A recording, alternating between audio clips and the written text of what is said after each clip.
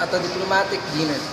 Diplomatic dinner have historically been opportunities for royalty to honor important individuals as well as showcase the wealth and opulence of host and hostess. The rules, referred as protocols, are derived from traditions emerging from Europe hundreds of years ago. The events begin with cocktails, which last an hour or more. At smaller events, you will be greeted by the hostess. The number of courses for a meal varies. The traditional French meal is 13 courses. The number of courses for the meal varies. The traditional French meal is 13 courses, but the usual number today is between 4 and 6 courses.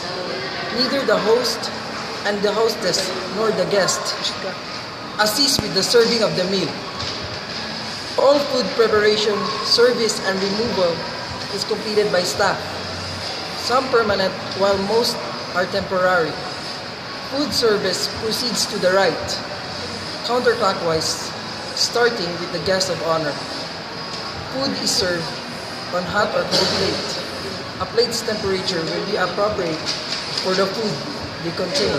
Served on hot or cold plate. A plate's temperature will be appropriate for the food they contain. Their practice is not unique to diplomatic dinner.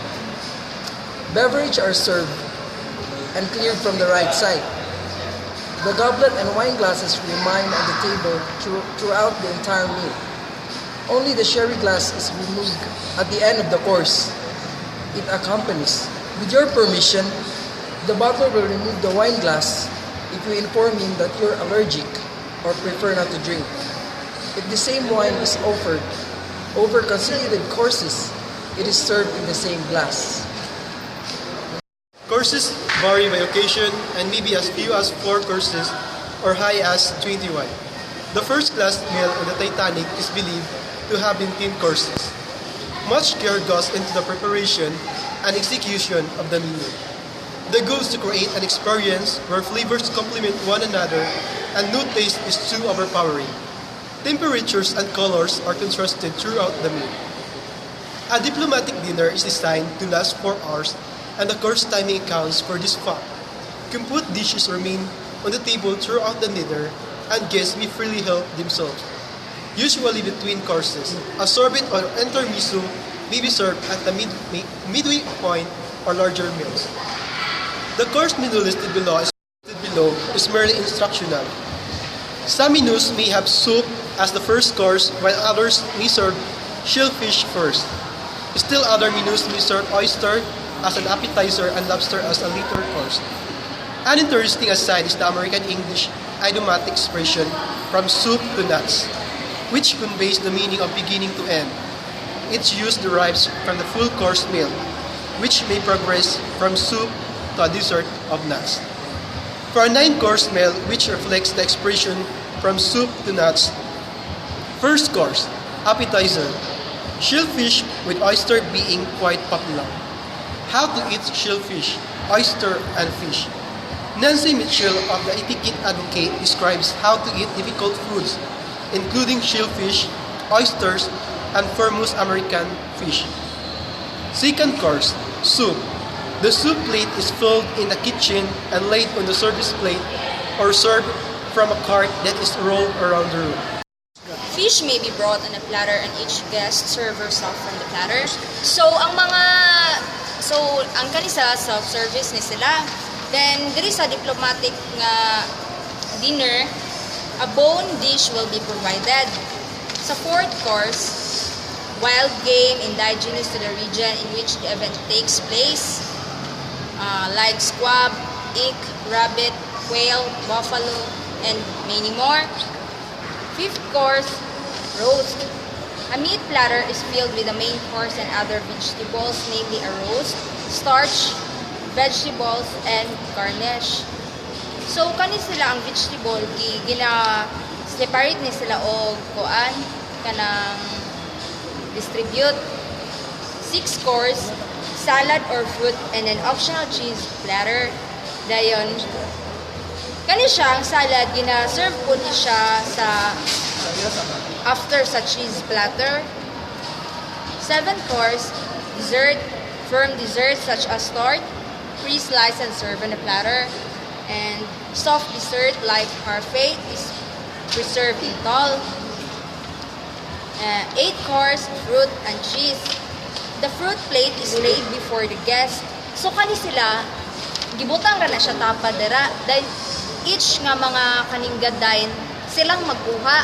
Then kung dili nila makuha, ang butler ang mag-serve sa ila, iapil ang condiments, nga na, sa dagan. Then sa 9 course, nuts and candy. After the fruit course, so pagkakaning mga nuts and candy, di ba, kuan man na siya. So, kaya siya, gina-serve ni siya after sa fruit nga course. Then after dinner, liquors and brandy and demitasse. Then kani siya, na-serve din siya sa room na separate from the dining area. Pwede mo join ng mga lalaki or babae niya or maglahi sila. Kay ano ba yung mga liquor, di ba? So, after dinner, so traditionally, entertainment followed. So, pagkauman sa dinner, either magdance sila or magdula ba sila kag cards. Dayon, pagkauman din ana, pag man example, nag-enjoy na sila. So, pwede din sila maghatag o kanang late dinner snack. So, kuan dayon, para mabuhian bitaw sila. Then, a service of water and tumblers will also be provided throughout the remainder of the evening. Do not bring cocktail glass to a dinner table. The glass crowd the place seated. In addition, the taste of spirit may counteract the flavor of wine served with the meal. Sittings and diplomatic dinners. Because the number and type of courses varies, to two will the place sittings. In the most formal of sittings, the dessert fork and spoon are brought to the table for the dessert course. For least formal sittings, the fork and spoon are placed on the table above the plate. Fork pointing right, spoon pointing left. When more courses are going to be served, the table is laid only for soup, fish, and meat. Placing the napkin in your lap. Place the napkin in your lap immediately upon serving. If there is a host or hostess, wait for him or her to take their napkin off the table and place it in his or her lap. Sample ba? Before ka mulingkod, paon mo ang napkin. Pero smoothly lang pagbutang sa napkin. Dili kay ininaon nimo or something kuan, smooth lang. Then if large gali na napkin, fold it. Fold it lang para kuan. Kung small gali, isaigo jud siya, di ba? Napkin, pwede mo siya ibutang dari. Dili pwede ibutang ni ayana jud nimo ha. Dili jud so dire yan siya. Then ang gamit pud sa napkin, dili pud pwede na pwede ipahid mo siya sa now or something, di ba? Sa lips ra jud na siya.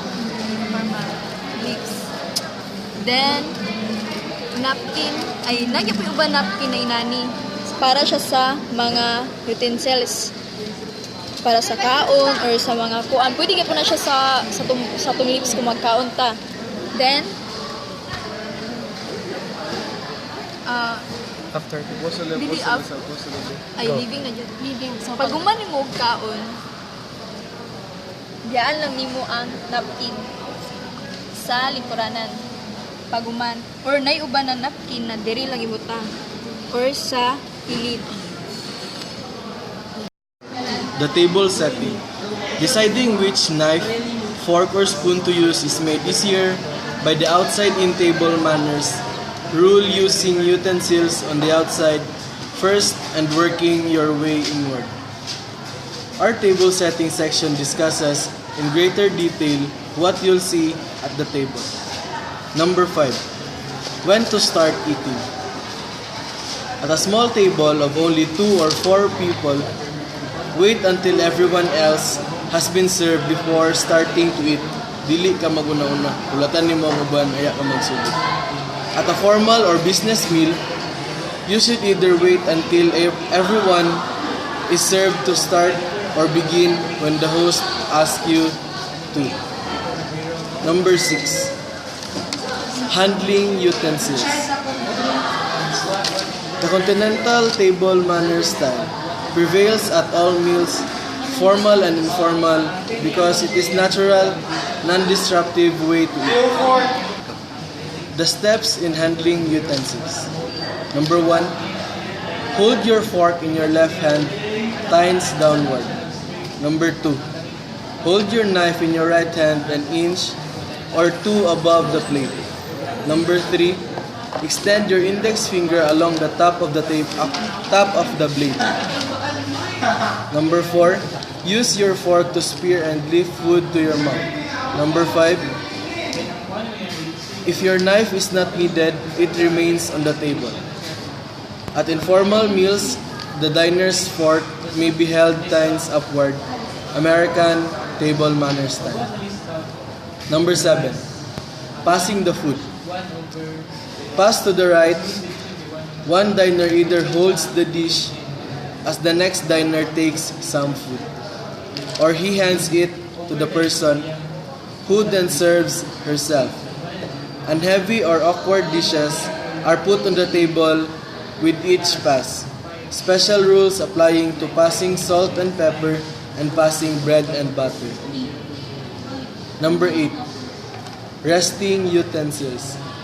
When you pause to take a sip of your beverage or to speak with someone, rest your utensils. So dapat kung nakay gusto buhaton, dili nga magbuhat ka nga gabit-bita kasi yung mga gamit. Dapat nimo nga ibutang sa aya ka magsugod sa imong buhaton. Number 9. Meals end. At a diplomatic affair, plates are removed by a professional staff. But as most informal meals are served without help, the hostess clears the plates, often with the help of a guest or two. At a family meal, members clear their own plates. And last, leaving the dining room. To signal dinner is concluded, the hostess catches the eye of the host, lays her napkin on the table, and suggests that everyone go into another room for coffee and after dinner drinks. The hostess rises from her chair when it's time to leave. Rather than detain one's host with a lengthy goodbye, make a departure brief but cordial. So kung mag-leave daw ka, dili na nimo taason nimong istorya, dapat short and concise. Food service etiquette. During service of a diplomatic dinner, the food is brought to each diner at the table. The server presents the platter or bowl on the diner's lap. At a more casual meal, either the host dishes the food onto guest plates for them to pass around the table, or the diners help themselves to the food and pass it to others as necessary. Karon kay about sa basic essential of dinner table etiquette. So, sa diplomatic dinner na atay 10 ka nga dapat buhaton or dus nato nga buhaton. So, first is one seated and fold your napkin and use it for occasionally wiping your lips and fingers. At the end of the dinner, leave the napkin tidily on the place setting. So, sa naingon ni Sia ganina, dapat ang napkin imo ra siyang gamiton sa imong pang-whip sa imong lips dire o dili nimo siya itrapo sa tibok nimong nawong o imo siya ibutang tidily dito sa kung siya na imo gikuha. So, second, it is good dinner table etiquette to serve the lady sitting to the right of the host first, then other ladies in the clockwise direction. Lastly, the gentleman. So, ang mga babae, kasagara, maglingkod sila, dili sa right. So, dapat, mga gentlemen, ilang palingkuron, ilang isibo ang lingkuranan, o palingkuron nila, ang lady, na sila mulingkod sila lingkuranan. Number 3, hold the knife and fork with the handles in a palm on the hand, and forefinger on the top, and thumb underneath. So, kabalo na mo anong sana siya. And number 4, while eating, you may If you wish, rest the knife and fork on the either side of the plate between mouthfuls. When you have finished eating, place them side in the center of the plate. So, pwede nimo siya ibutang sa center. Pwede mo ibutang ang knife sa kilid sa imong plate. Dili pwede nimo siya ibutang sa table. So, number 5, if the food presented to you is not to your liking, it is polite to at least make some attempts to eat a small amount of it, or at very least cup it up a little and move it around the plate. So kung dili ka gahan sa pagkaon, kanang it is polite gyud nga kinahanglan nimo nga tilawan man lang bising gamay with respect sa serving or sa food nga or sa event nga imong gatuan. So number 6, it is quite acceptable to leave some food to one side of your plate if you feel as though you have eaten enough. On the other hand, don't attempt to leave your plate so clean that looks as though you haven't eaten in days. So, dili necessary nga limpyuhan gani mo silapan gani mo plato sa pagkaon kay mura nagpaklaro ra ka nga mura wa kay kaon sa pila ka adlaw. So, okay na siya nga nabili na pagkaon. Mura na siya. Then, number 7, dessert may be eaten with both spoon or fork, or alternatively fork alone if it is cake or pastry. Ang mga dessert, hindi mo siya pwede kamoton. Magamit yun ka og mga utensils nga nadadto. Kaya na siya specific nga utensils na gamiton. And then, remember, diplomatic na siya. So, dapat be responsible, have a common sense sa paggamit sa mga utensils. So, number 8, should a lady wish to excuse for the bathroom, it is polite for the gentleman to stand up and she leaves the table, sit down again, and then stand once more when she returns. So, pag ang babae gani mangayo kanang excuse siya para magnihi or mag-CR dapat ang lalaki mutindog siya para kuha ng bangko para makatindog ang babae. Kung pagbalik sa babae, dapat tindugan po sa lalaki kung ipabalik og lingkod. Inana na siya dapat. Kay muna siyang good nga table etiquette nga inyo ipakita. So, number 9, always make a point of thanking the host and the hostess for their hospitality before leaving. So, dili kinalabyan na nimo dapat ay pag nakita nimo tong host or hostess or dapat magpasalamat pud ka, dili kay mura ra kag nakalabay mura gula lang dapat thank you lang imong maingon, it's enough So number 10, it is good dinner table etiquette to send a personal thank you note to the host or hostess shortly afterwards. So pwede po nga, kung wala ka naka-thank you, pwede po ka mag-send og kanang personal gid na letter nga imong buhaton sa iyaha. So, mo na to siya. Wait lang. So, mo to siya, and then naputay dapat nga dili buhaton sa diplomatic na dinner. So, i-discuss ako sunod na recording. Dili buhaton sa diplomatic din. Number 1 is never start eating before a signal from the host to do so. Second, fork should not be turned over unless being used for eating fish, sweet corn, kernels, rice, or other similar foods. In which case, it should be transferred to the right hand. However, at a casual buffet or barbecue, it is acceptable to eat with just fork. Third is not generally regarded as good dinner table etiquette to use once, bread for dipping into soups or mopping up sauces. Fourth is loud eating noises such as laughing and burping are very impolite. The number 1 sin of diner table etiquette. 5. Cooking with one's mouth full is not only pleasant to watch, but could also lead to choking, definitely not a good idea. 6. Don't screech across the table, forcing other guests to reach food, wine, or condiments. Instead as a guest, sitting close to pass the item to you. And the last one is good dinner table etiquette sometimes involves a degree of diplomacy when it comes to the host's choice of food and wine. Even if you feel that you can do better, don't offer your cuisine. If you feel unable to pay any compliments, at least remain silent ang table setting sa diplomatic dinner. Muna siya ang red wine glass, kani siya sa white wine glass, kani siya sa water goblet, kani siya ang champagne flute, o kani siya ang sherry glass. Tapos kani dayon siya ang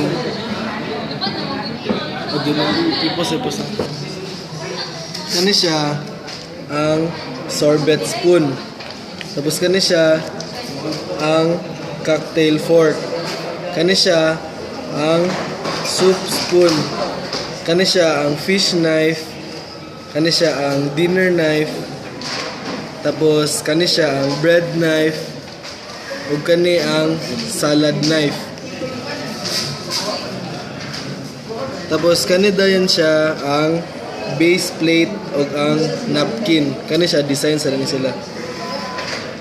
Tapos kani dayon siya ang salad fork, ang dinner fork, ug ang fish fork.